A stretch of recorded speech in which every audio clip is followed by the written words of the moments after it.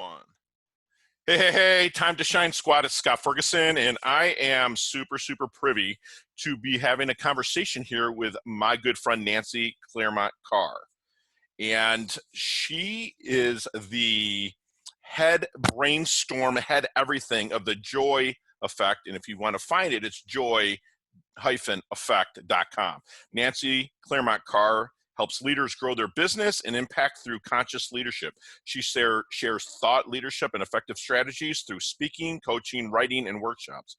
As a transformation expert, she intuitively guides achievers to joy, abundance, and freedom, creating the life they desire with least time and effort. Not only that, squad, she's a best-selling author, and we're going to have an awesome book giveaway of her book, Brilliant Breakthroughs. It's kind of like a compiling of different authors, but her excerpt on higher consciousness creates higher profitability is fantastic, and it's a must read. And I'm actually going to put that chapter in the show notes itself. We're going to figure out a way to do that so you can just read her chapter out of there. But we will have a book giveaway at the end. So Nancy, my friend, thank you for joining Time to Shine today. And if you could, please say hi to our squad. And first, tell us your favorite color and why. Good morning, Scott and squad. My favorite color is deep coral. It's vibrant coral. You know, it's not pure red, and I wear most of my clothes. You know, you look in the closet, and that's what you see. You kind of have it on a little bit. It's very, I do. You know, because you're from up north in Minnesota, if I'm correct. That's correct. Like me, we're Midwesterners. I'm from Detroit, and we moved down here to Florida. And then you get that coral. It fits good for you. People up there are probably like coral, right? But here they're like, oh, it's lovely. It's vibrant, right? Let's do like a little Michael J. Fox, like back in time. Let's start with our origins of where you started and where you are right now, transforming people's lives. Oh, okay. I can do a quick summary of that. Absolutely. Grew up in North Dakota, went to grad school, got my MBA in marketing, moved down to the Twin Cities in Minnesota, and worked for 15 years in corporate America, first with a food company, then for several food companies, and then with personal care, and ended up in healthcare. So a variety of corporate experiences as a marketing exec. Then I decided, I recognized, let's say this first, that I really wasn't on purpose. I wasn't aligned with what I needed to be doing, and, you know, a variety of reasons. I decided to leave the corporate world and just figure it out. Because at that point, I didn't really know. I was 7 months pregnant with my third daughter, didn't know what I wanted to do, and just said, hey, I'm going to figure this out. I left, and it was the beginning of really being able to speak my truth and kind of going on a path of what I really wanted to do. Got into coaching, first with health coaching, and was aligned with an energy medicine product company. And then I got into the energy medicine piece of it and started studying energy work, became an energy practitioner, and then changed my focus to realize the impact I wanted to make. I really needed to be working with business owners and leaders who wanted to make a huge impact. And so about 5 years ago, I changed my direction a little bit, but had a chance to combine everything that I had ever really done and studied. And, nice. You know, that's when you really feel on purpose, right, Scott? Right. So you just segued right in. So what was the aha moment that made you realize you were not living on purpose to make that transition? Great question. For me, it was many episodes of stressed out, being totally stressed out, getting sick about it, etc., not sleeping well. And so I just decided, I've always been like okay, figure it out, move and do something else kind of person. And so I just decided the environment wasn't supportive, you know, great company for other people, but just where I was going, it just wasn't a great fit anymore. And I kind of always knew, Scott, that I wanted to do something on my own. And that was the moment when I said, okay, now's the time. If I'm going to do it, might as well do it now. So left, and as I say, it was a good time to break. Took just a few months off and then hopped on it. If you were to have like someone like you that you could have turned to back then, would you have stayed corporate? Like, meaning like if you had somebody that was helping you level up your life then and gotten your sleep, gotten you maybe into some yoga, maybe more holistic living to where you're feeling energized, and whatnot. Would you have stayed corporate, or do you still think you would have made this transition? Oh my gosh. Okay. So first I want to tell you, I'm getting shivers with that question, which means it's an extremely powerful question and it gets to the root of it. When you're not on purpose, staying in the same environment is a sure way to fail. Wow, that's So strong, squad. Did you hear that? I was Not staying on already, purpose. yeah, Okay. I Fail. was Okay. already doing tons of holistic things. I mean, I was the queen of Oh, great cooking and working out and all that stuff, but it was a lot of underlying beliefs and ancestral stuff that sort of comes in with us when we're sure. born that I really needed to address. I didn't know that then. I didn't know what the issue was, but if I had met somebody like me back then, they would have helped me figure it out sooner. It's okay. We're all in perfect timing. We follow our, we ultimately come to it if we're seekers of helping and being on purpose. Sure. So that was it for me. I just really hadn't addressed the underlying issues. And that is the thing I help people with more than, your average business coach doesn't know how to get at that at an energetic footprint level. Understood. So you made this change, and how many years ago did you really kind of make that transformational change to help people level up? About 20 years ago. So 20 years ago. So, but you were in the corporate world. Wow, you guys don't get to see it on video, but she looks amazing, vibrant, and young. So when she did 20 years ago, and that means she was in the corporate world for 15 years before that. So what did your family think with you kind of making this jump into this? Like, were they That's a supportive, great or were they question. like, are you crazy, or Freaked out. yeah, Yeah. Although my husband realizes that I kind of don't follow other people's drummer. sure. So we were fine financially. I've always done well. He's done well. So that really wasn't a thing for me. I've never focused on the money, Scott. It was more about just doing what I felt called to do. And so I just said to him, look, I'll figure this out. Don't you worry. And he just let me go. And that's the way he is. Fortunately, that's why we're still married after 33 years. That's fantastic. There's a secret behind that. That's for sure. Yeah. That's awesome. So what do you think makes a great coach? Oh, another great question. Being able to tune in and pinpoint what it is that person really needs. So obviously listening really well. It's not just listening though. It depends on the skills of the coach. There's some really great business coaches out there who understand strategy, and there's some great people who understand mindset. And there's lots of people who can do lots of different things. And those are really, I think, really critical pieces. So a great coach to me helps me understand what I need to move forward. What is not just today's idea, but where do you need to be going? What is your optimal path and your purpose? So being able to understand that so that you can not just set goals for today, but that you are creating a path for ultimate joy, abundance, and freedom for you and whoever you're working with. Wow. So having the skills to be able to pinpoint that is, to me, number one. So you're saying really there's no cookie cutter process. You actually get to find people. So how do you find people's blind spots then? Okay, so that really gets at what my expertise is. Okay. And that's intuitive guidance. I'm able to tap into their subconscious and pinpoint their energy patterns that are imbalanced, whether it's something that they were born with, or that, we come in with about 90% of our beliefs, and the other 10% happen in the first 6 to 7 years. So really being able to pinpoint what are the beliefs that are driving you, which create the thoughts, the patterns, the results. That's part of it. And then there's a lot of other underlying energetic patterns we have that aren't just beliefs that create roadblocks. Sure. And so being able to say, what do we need to move out of the way for you energetically? And how do we do that is what I focus on, in addition to business strategy and, health particulars. So to me, that's probably where I'm a little bit different, well, way different than most business coaches. Absolutely. Yeah. You're definitely not just the cookie cutter run of the mill coach. It sounds like you really dig deep with your prospects that you will turn into clients in great relationships. So if you were to be able to go back and talk to the 22-year-old Nancy Clairmont-Carr, which might have been Nancy Clairmont then. Yeah, right. So if you were to go back and talk to her, went back in time, or even wrote a letter to her, what would you tell her? Oh my God, this is great. I've done this. Okay, so this is great, Scott. We need to talk offline. I would tell her that the sooner you get out of your parents' belief system, the sooner you will become free. Wow, that is strong. Wow.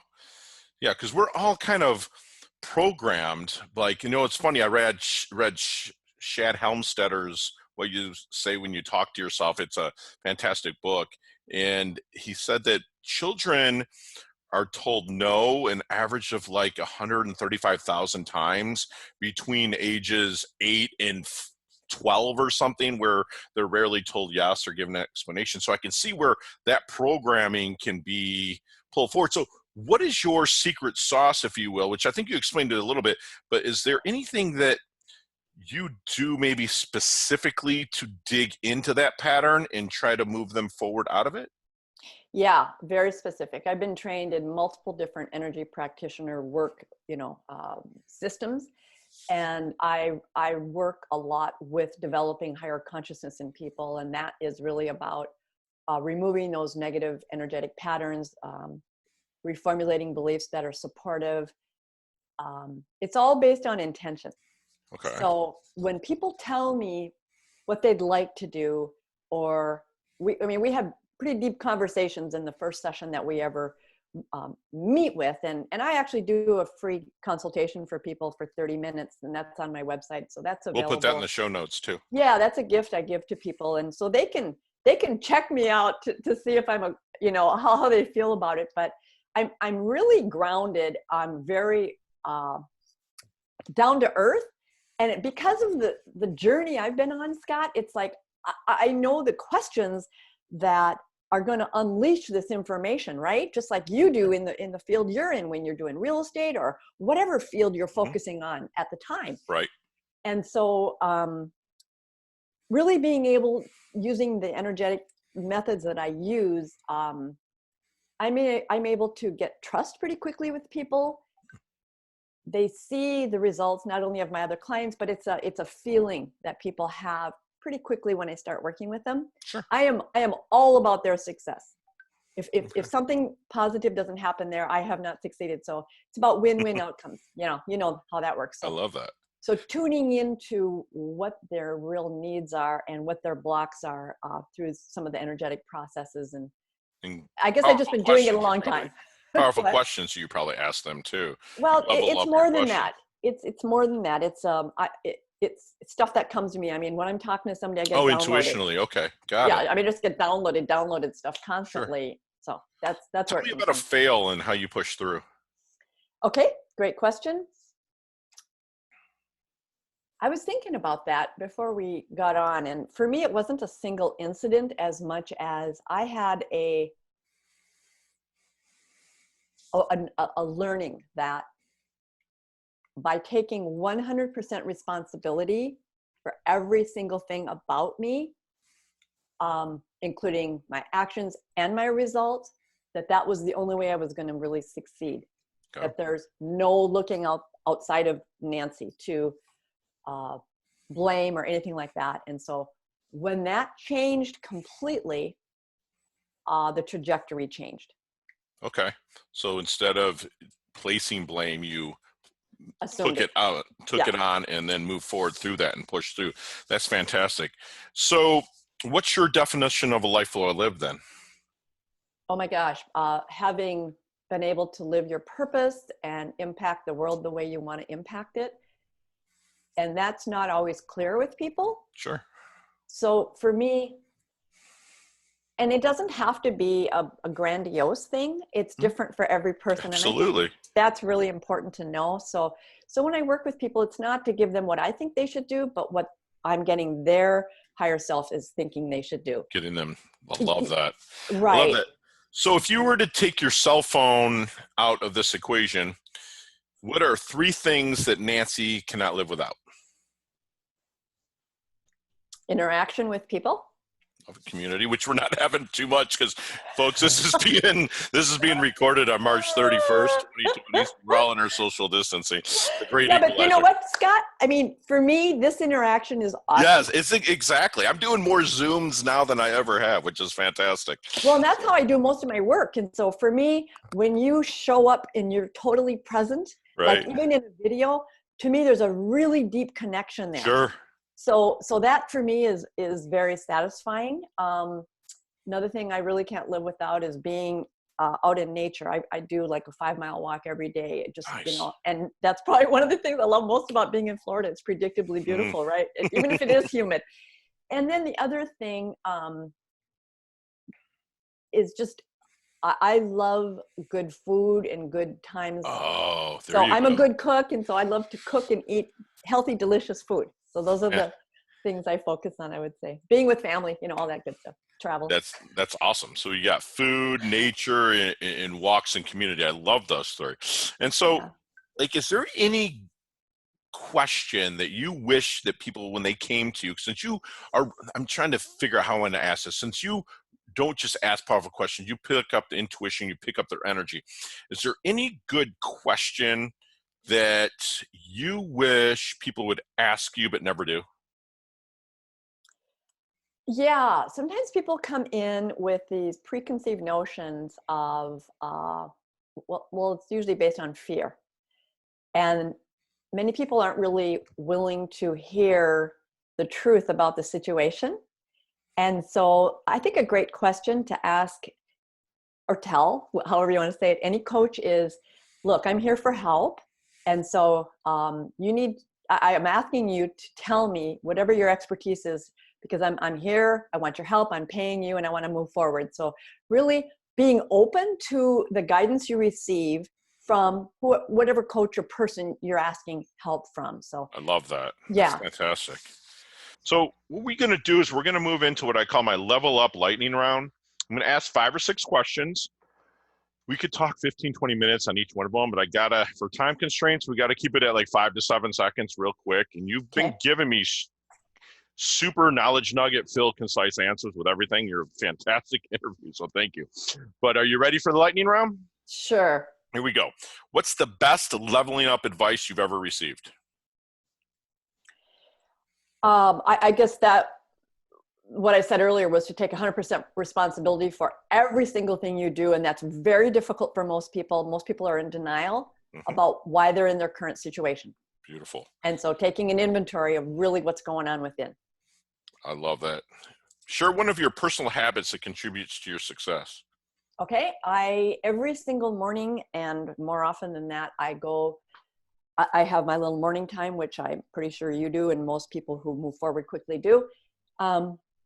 What are my intentions? And then the key thing I do is I ask for support from my guidance to make it happen and do the things I can't do. Here's what I can do. I actually have a little T-chart. This is what Nancy can do. This is what I need help with. And it's the things you want to move mountains with. I ask for help to do that. Fantastic. Exactly. Can't do it alone. I love that. Other than your own website, the JoyEffect, and of course, TimeToShineToday.com, what's another website that you like to go to kind of level up and get fired up? There's a wonderful website, communityforhigherconsciousness.com.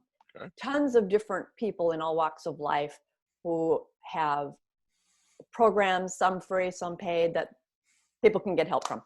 Love it. Give me a book. Your go-to book, not one that you've just read. The book that someone's like in the doldrums. Read this. What's the book? Oh well, there's no question. Napoleon Hill's Think and Grow Rich. There it is. Right? Keep it right. I like the current version by Sharon Lechter for women. Yeah, I love it. I actually read Sharon's. Yeah, that's awesome. My favorite. She's contemporized it and made it in today's environment, which is much higher consciousness. Love it. Favorite organization or charity you like to support with your time or money? Or both? People who are re-engineering their lives. I do a lot of pro bono work, free energy counseling, free coaching with people who are in that position. They're trying to change careers, and I give them my expertise in that area. Love it. And last question, the best decade of music, 60s, 70s, 80s, or 90s? Oh gosh, probably 70s. There you go. We can definitely hang out, Nancy. There you go. Love it. Because it's such a mix of just classic rock, disco. It has everything coming out of the hippies into, it's just, I love the 70s. And it's funny, Absolutely. you know, Absolutely. I have millennials that work for me, and I'll be playing, you know, Seeger will be on in the background or Steppenwolf, and they'll be like, who is this? And they're like, we really like it. It's like, I grew up listening to this. So Cream. some kind of weird stuff in the air in my house. You know, I don't know what my parents were doing, but it was a lot of fun. But Yeah. all right, leave us with one knowledge nugget, which I think I know what you're going to say, but leave us with one knowledge nugget that you want the Time to Shine squad to take from our interview. Yeah, without a doubt, the higher you can develop your consciousness level, the easier life becomes. You are guided intuitively. You make the biggest difference. You have the most joy, abundance, and freedom. And so whatever you can do to increase your consciousness level, become a conscious leader in your own, when we start with ourselves, right? We must lead ourselves first. But raising your consciousness is the number one advice I give to people in whatever way you can do that. Love it. How can we find you, Nancy? You can email me, Nancy at nancyclairmontcarr.com. You can go to my website, thejoy-effect.com.